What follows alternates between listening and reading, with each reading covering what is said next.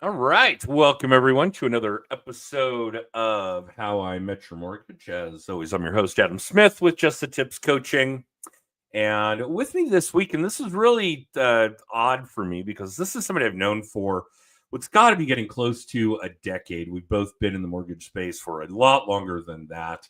And we've been good friends. We chat about things outside of this space, automobiles mostly, cars, that kind of stuff. And we were talking before we went live that this is actually his virgin episode, that we are popping his cherry with this particular episode of How I Met Your Mortgage. So, welcome to the show, Chad Cattani. Chad, I was going to introduce you as the fucker in charge of you fucking fucks, but let's introduce you as the sales director for UMortgage Plus, which is the UMortgage branch that you run out of Cincinnati, Ohio, and that you are a resident of those parts. We don't have to try and give everybody a geography lesson because we did that beforehand. And for those of you that don't know, the really nice suburbs of Cincinnati are actually in Kentucky. They're up on the holler, like with Loretta Lynn. No, I'm kidding. But he probably does have a moonshine still. I'm hoping anyway that you have a moonshine still. But no? All right. No, I got buddies down the street for that. Oh, okay, fair enough. Risk. Cool. Just pick it All up. right.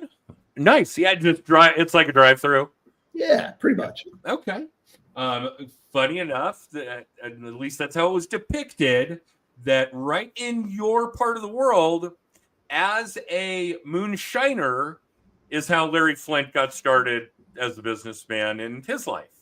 Mm-hmm. That he was making and selling moonshine as a young child in the Cincinnati part of the world. I do think across the state line there.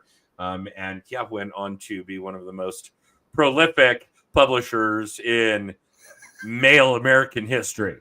All right. For those of you that are too young, go look that shit up. Seriously. All right. So, Chad, how in the world did you get started in the mortgage business? How did that come about? Honestly, I got started in mortgage. I think kind of the way most people get started in mortgage. Nobody's in, junior high or high school. It's like, I want to grow up. I want to grow up to be a mortgage broker, right? When I grow up, right? Nobody does that. So no, we don't. We fall into this backward. So I was actually in my early 20s, was down in Tennessee. I was a sales manager down there, and for a home improvement company. My father actually had a heart attack back here at home. He's still alive, all good, but kind of woke me up, and I was like, I need to be closer to family. So I quit my job, moved back, didn't know what I was going to do at the time. And I had a friend who was a mortgage broker, and we were talking. He said, hey, come sell mortgage loans. I was like, dude, I don't know anything about mortgages. Like, what are you talking about? He's like, you don't have to. They'll train you. Come on. And then I went in, talked to, the two branch managers, and they were like, awesome, cool. Let's teach you how to do loans. When was this? This is like late 2007. Oh, so, perfect time to get into mortgage. Oh yeah, absolutely. Perfect. So yeah, that's kind of how I got into it. Got in, found that, was it a retail branch, a bank, a wholesale brokerage? So it was wholesale. So I got in with, I'm sure you probably remember from back in the day, Adam, Ace Mortgage Funding, which was a really large brokerage across the country at the time when I got in. So that's how I entered into the mortgage business. They ended up, like a lot of other brokers, eventually at that time kind of folded. And I actually hopped out of mortgages for, about a year and a half or so. I was running a third shift operation for DHL. I was like an inbound supervisor. I had like 100 employees, was making jack shit for money and working 6 days a week, like 12 hours a day. And I was like, this is terrible. And I got a call from one of the guys that I worked at Ace with. And he said, hey, I'm opening up my own office. Come back. And I said, I will gladly come back. Funny little flashback. And this was, I've never had a hiatus from the mortgage space. But I ran that same gig when it was Airborne Express. No way. Did you? Yeah. I worked for Airborne Express in Austin, Texas. Yeah. That's crazy. Yeah. Yeah. Small. That is not a parlay into the mortgage space, though, ladies and gentlemen. If you are loading planes or containers or working the dock or scanning barcodes or whatever it is for a logistics company, well, I don't know that that's really a stepping stone to the mortgage space, but I hear so many wonderful tales, so many different backgrounds. You and I had just talked about the fact that we probably do at least 40 episodes a year. We're getting near the end of our 8th year. I've hundreds of different people on this show talk about where they came from, what their background was. One of our favorite guests, a real estate agent in California, was a librarian. Went to college to be a fucking librarian.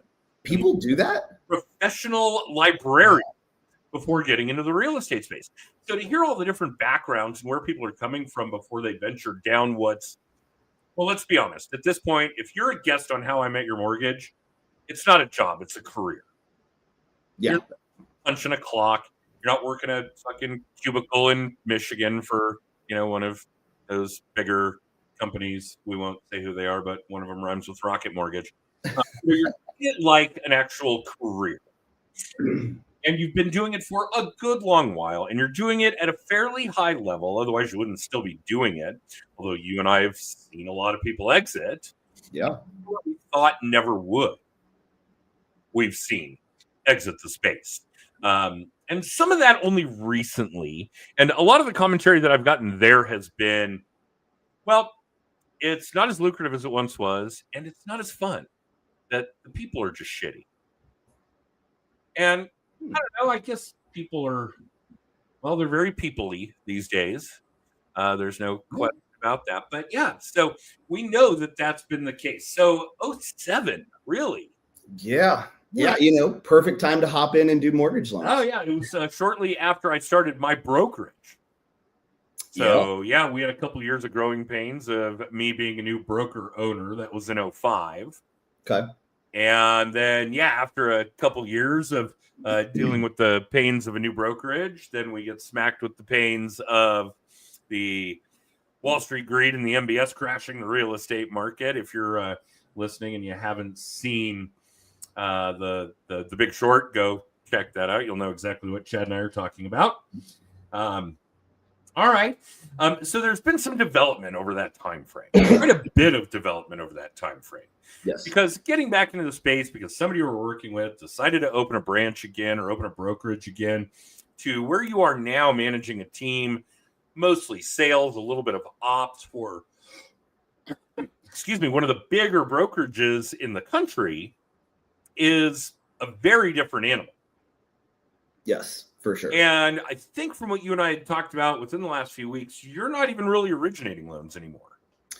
Not in the way that I used to. So I'm still doing loans myself. Generally speaking, those are loans that are coming from previous clients. I still have a handful of realtors that I work with, that I've worked with for years. Friends, family, that kind of thing. I also have, obviously a ton of friends that are in mortgage all over the country that will, call me up and say, hey, I have a previous client of mine. Their brother is moving to Louisville, Kentucky, because he's going to work at Buffalo Trace Distilling, which actually that loan's actually closing today. So I'll get those as well. So, I'm probably 2 a month roughly when it comes to actual originations for me personally. These days. Okay. And don't get me wrong, we do all find it hard to believe that anybody would move from somewhere nice to Ohio or Kentucky, but they do. It baffles me sometimes. It happens. I don't have a lot of that. I can't say I've ever heard tale of anybody giving up Colorado for Ohio or Kentucky. But if it happens, Chad, I've got you on speed.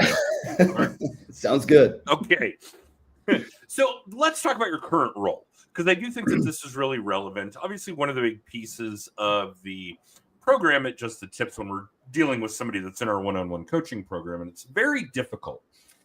We probably spend in a year's time 8 months on lead gen, client retention, including things like contacting calendar management and social media and video and writing and events. And I mean, just all kinds of different things that would go into those categories that would help you either generate more leads, retain more clients, that kind of thing. And then we make everybody make a hard turn. And it's a major psychological hurdle for a lot of people, a lot of salespeople, a lot of type A people, a lot of controlling people. And we're salespeople. We are. Let's just admit it. And to start bringing on people, to start building up a team, to start getting tasks off your plate that are either things you hate or are low dollar activities, those kinds of things. And it's a different animal to be able to really let go of some of the work. Absolutely. To put some trust into other people. And this is true in both sales and ops. And eventually all of you should be getting to a point where you've built a business that you can walk away from while it still pays you. So you've got to be able to do this. So tell us about the current setup. I know we had talked about the fact that you've got some LOs literally coast to coast, even the Bering Sea coast for that matter. I do. Right. But tell us what it looks like today. So the branch that I run is it's a bit unique because we are 100% remote. So we don't have an office. We don't have a central office. I don't even have really satellite offices, to be honest. So it's different because everybody working from home, basically. Everybody's basically from home. I do have a couple guys that, they go to like a shared workspace, Sure. we work, that kind of thing. But for the most part, everybody works from home, which has its own challenges because, team culture and keeping people connected and involved is a little more challenging. So we really do our best to make sure that, everybody's on Teams. We've got a Teams, branch chat. We're talking about Microsoft Teams. Yep. Okay. Yep. Microsoft Good tip Teams. right there. Yep. So we use that. We make sure that we have meetings. We have a cameras on rule. So we can, see each other's faces and that kind of thing. And kind of like you mentioned, I literally have people from coast to coast. I've got New Jersey. I've got a guy in Alaska, California, Arizona, Florida. I've got folks in the Midwest. So everybody's remote. And then on top of everybody being remote, we're spread across time zones too. I'm Eastern time. And then, obviously we've got people that are Pacific time. And then I even have one on, that's in Alaska. That's a 4-hour difference for me, which again, presents some challenges that we have to work through. So it is a unique setup. Definitely some growing pains there with figuring out how to navigate things. I've been in this current role for right about 2 years at this point, just a little over 2 years now. Okay. And how many people in all are we talking about? So in all, if we're including sales folks as well as LOAs, we're at 26 right now. We did have more than that. And is that about equal? Does every LO have an assistant? No, I have. So basically we make the LOA available for the loan officers. It's their choice whether or not they want to work with an LOA. We at the branch level will work that into their current comp. So if they use an LOA, they're obviously going to have a little bit lower of a comp as opposed to those who don't use an LOA. I personally encourage all of my team members to use an LOA. They're just, it's such a help. I mean, if you're going to scale, if you're going to get bigger, better, do more volume, create more referrals, you need an LOA. Well, let's talk about the opposite. Okay. And I understand for a bunch of you that are new loan originators, it seems that you don't need an LOA. You got a couple of few loans in your pipeline every month. You're calling your clients to, collect pay stubs or structure loans or lock loans or whatever these things are. You can handle it. Yes. And yeah, I would agree with you. You can handle it. You can do it. You know how to do it. You've got a mortgage license. So you learned all the bullshit that you really never put into practical application anyway. But yes, you can do it. However, you're a loan originator. and I don't mean you, Chad, I mean, everybody that's in that particular space. Your job is to originate loans. Your job is to originate the business. Nowhere in there does it say things like pay stub chaser or loan rate locker or these kinds of things. Your job is to originate the business. So even if your LOA picked up, let's say 20 hours a week of the tasks that you're doing that really would be LOA work. Again, either things you hate to do or things that are low dollar activity or lower dollar activity. My LOAs are amazing, worth every penny and probably a lot more. But I think that it's important to understand that if you did that, if you took advantage of that, if you freed up 80 hours of your time every month to do the high dollar activity, the things you love doing, how many more loans could you actually originate? Correct. Even with a cut in your comp. Yep. Absolutely. Yeah. It's one of those things that, if you're using your LOA properly and you are then taking the time that you would have spent, like you said, chasing those pay stubs, locking those loans, that kind of stuff. If you take the time that you would have done that now your LOA is doing, and you add that to your prospecting and your lead generation, who gives a shit about your comp cut at that point? You're going to make a lot more income by going that route, as opposed to hanging on to everything yourself, like we like to do, as salespeople, good salespeople.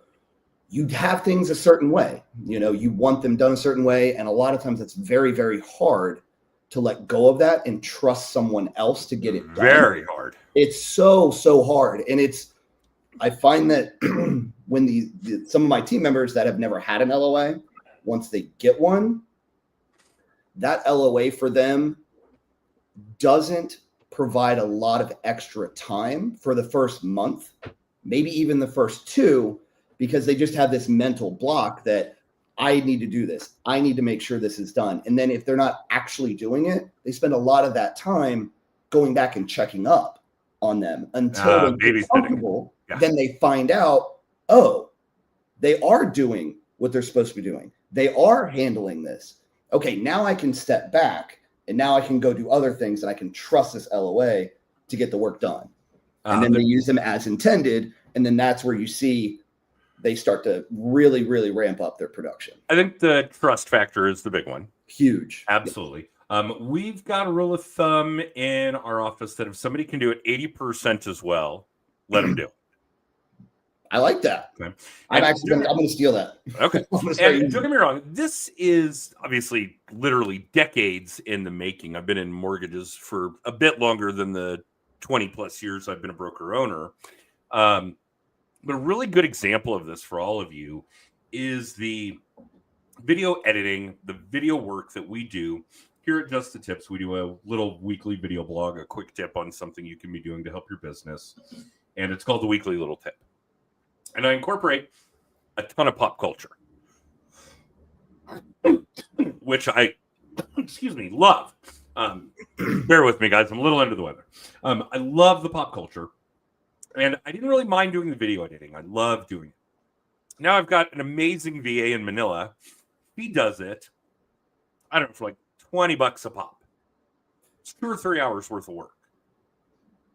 My team probably spent 2 years convincing me to offload that work onto her. Again, a couple of episodes of some fine tuning, make sure she was really doing it in a way that Adam would do it. And yeah, for $20 a week, I bought back 2 or 3 hours of my time, and I was doing it on the weekends. I was getting up on, like Saturday morning doing the video editing. Oh, wow. And yeah, have 2 or 3 hours back on a Saturday for $20 or whatever it is. No brainer. Every penny. Right. Absolutely. So there's a good example of where we need to trust, sometimes blindly trust, that it's going to get done. But I think one of the important pieces of this puzzle is how these people come about. What are we doing in the sense of identifying people that we want to add to our team? What are we doing in the sense of personality profiles, right? God, how many, DISC, Enneagram, Strength Finders tests have we taken over the years? I can't count them on my hands. I have to take my shoes and socks off, I'm sure, to get to the number. So are we exercising the right kinds of things to make sure that we can, in fact, plug people in that will not only do the work and do it well, at least 80% as well, that's the number you need to hit, but that they're going to get some job satisfaction out of it, that it'll be work they actually like to do. LOAs are a great example. Identifying LOAs that like to do the work of an LOA cannot be easy. No, that's one of the harder positions, in my opinion, when it comes to building a team specific to mortgage. And I think you can probably put this on both sides of the coin. Put sales and ops into that. LOA is one of the most difficult positions, in my opinion, to hire for. Second to processing, maybe. Yeah. I mean, it's pretty tough. It's a tough job. It is. It's a very tough job, for sure. No question. I think it's a lot harder than the sales side. Yeah. Being a loan originator. Now, granted, most people, my transaction director, as we refer to her, definitely like, top tier LOA kind of stuff. She and I have worked together for probably what's close to a decade. Her husband's in sales. Her father was in sales. She fucking hates sales. She could probably originate loans with the best of them and doesn't want to do it. Okay, she does not want to sell. Yeah. So it's not for everybody. And then, of course, when we're talking about salespeople versus ops people, there's a whole other array of things that we have to consider when it comes to culture, when it comes to the person, when it comes to the job task, like even just differentiating between carrot and stick. Who motivates how? Yeah. Right? Those kinds of things. So it's real. Your role right now is very difficult. I mean, don't get me wrong. Being a broker owner comes with its challenges. I'm not going to deny. But prior to opening my brokerage, I worked for a mortgage company. I had branches coast to coast, that kind of thing. And at one time was basically offered the sales manager position. And the timing was unique, no question. Still, you can still do your own production. Get an override on what the LOs are doing. And it looked really good on paper. Now, let's remember that this is so long ago, we did not have mortgage licensing in Colorado. Oh, yeah. And I had no control over who was being hired as an LO. Fry cooks and strippers. I kid you not. different kind of sales. So the management role was full-time. And override or not, anything times zero is still zero. They weren't closing anything. So there was no revenue there. They were so needy that I didn't have time to originate my own loans, so no revenue there.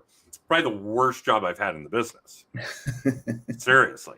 And did it for a very small amount of time. Now, it would be very, very different today, but it's essentially what you're doing. Yeah. And you're helping and coaching and teaching and educating and hand-holding and doing all these things with a couple dozen LOs. Right. Yeah. What are the biggest challenges? Gosh, I think one of the bigger challenges for my group specifically, or at least the setup that I have with my group, is basically holding these guys accountable, right? It's a little different when you are doing things remotely, right? I can call them on the phone. I can send them a text. I can get them on a Teams meeting, so we can have a face-to-face. But it's still different than having an office, a physical office where people come to. It is a different setup. So holding people accountable in my particular setup is a bit different. The other side of that is one thing that's difficult is being able to identify the cans from the cannots in an efficient amount of time, right? Okay. That's the kicker, in the efficient amount of time. Because as you know, running your own business, when you have people in your company, it costs just to have them. Sure. Right? Just to have them. there's a dollar amount that comes with that. So being able to identify the ones that have, like, they come in and they have the ability and they just haven't quite gotten it yet, but they want to get it and they're going to get it, as opposed to this may not be the right fit, and being able to figure that out in a finite amount of time so as to do yourself a favor by saving time and money, but also doing them a favor as well by saying, hey, maybe this isn't the right fit. I've actually had two folks that came in as loan originators, wasn't really clicking. They've moved into other positions, either with you mortgage or within my specific branch that was a better fit for them. Meaning what? We're moving from sales to ops. We're doing vice versa. Sales to ops. One of them, another actually went from an LO to an LOA, and is a great LOA. That's one thing about you mortgage that is again a little unique. We're a very large company, and so we have ops that's run at the corporate level for us, and there are spots over there. We have a loan coordinator position, for instance. When you submit that loan to processing, that loan coordinator is going to take that loan. They're going to register it. They're going to get docs out for you. They're also going to order HOI. They're going to order title. They're going to order the appraisal for you.